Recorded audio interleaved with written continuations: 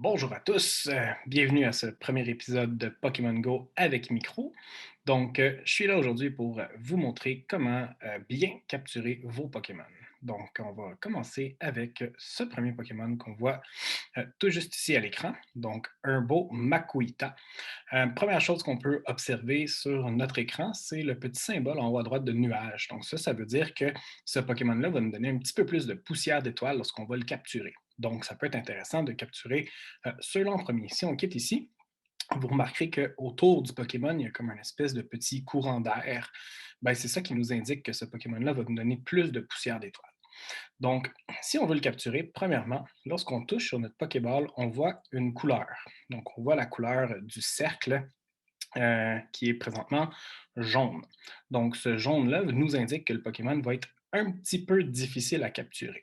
Donc, pour rendre le tout plus évident, ce qu'on va faire, c'est qu'on va essayer de viser un petit cercle. Donc, ici, j'ai mis mon cercle tout petit et je vais essayer de lancer ma balle à l'intérieur du cercle. Et vous voyez que j'ai déjà manqué mon premier essai. Donc, on va lancer la balle en plein milieu. Et là, vous voyez ici que j'ai obtenu un great throw, qui en français veut dire un bon lancer. Donc, ça augmente mes chances de pouvoir capturer ce Pokémon-là, tout en me donnant plus d'expérience. Donc, vous voyez ici que j'ai eu un 100 points d'expérience pour l'avoir capturé avec le moyen cercle. Le great throw, c'est le moyen cercle. On peut essayer de rendre le cercle encore plus petit. On va essayer ici avec notre Magmar. Là.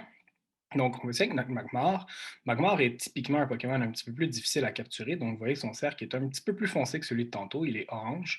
Si son CP avait été plus élevé, donc autour de 1000 par exemple, son cercle aurait probablement été rouge pour nous indiquer qu'il est très difficile. Donc, celui-là, je vais essayer de faire un excellent lancer en rendant le cercle vraiment très, très, très, très, très petit. Là, j'ai complètement manqué mon lancer. Donc, vous observerez qu'il va probablement sortir de ma balle. Ah non, je l'ai eu, j'ai été très chanceux. Donc, on va regarder maintenant les points d'expérience. On voit que je n'ai pas eu le point d'expérience pour le bon lancer parce que j'ai eu un très mauvais lancer en réalité. Donc là, on va essayer de mettre un bon exemple. On va essayer d'aller chercher un Pokémon qui va nous donner plus d'expérience en ayant un petit, petit, petit cercle. Vous voyez que le cercle est vert sur ce petit Litleo. Donc, ça veut dire qu'il va être plus facile à capturer et qui va être un petit Pokémon, justement, facile à capturer.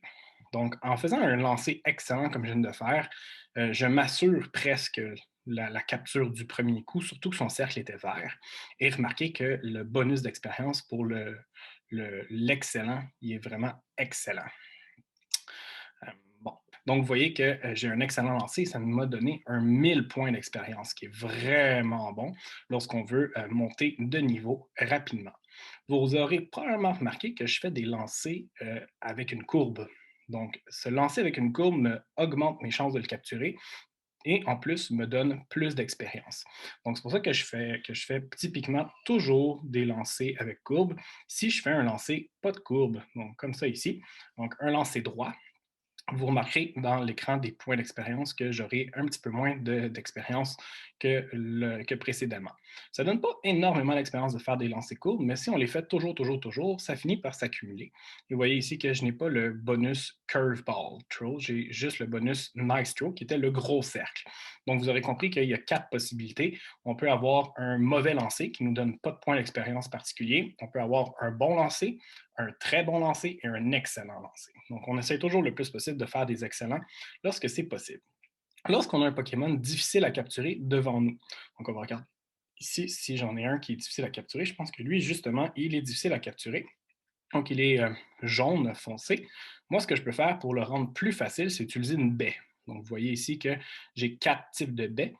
En ce moment, dans mon inventaire, je n'ai pas le cinquième type de baie, qui est la baie framboise de couleur rose. Typiquement, c'est celle-là que je voudrais utiliser en ce moment, mais pour montrer mon exemple, je vais utiliser la baie dorée, qui est une excellente baie qui va rendre la capture beaucoup plus facile.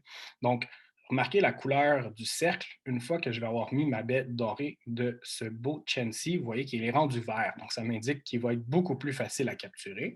Et c'est ce qu'on va faire à l'instant même en faisant un bon lancer.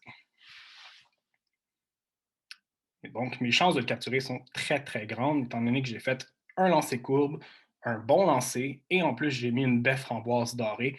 Mes chances de le capturer n'étaient pas très loin de 100%. Donc, vous voyez ici que le total d'expérience change toujours.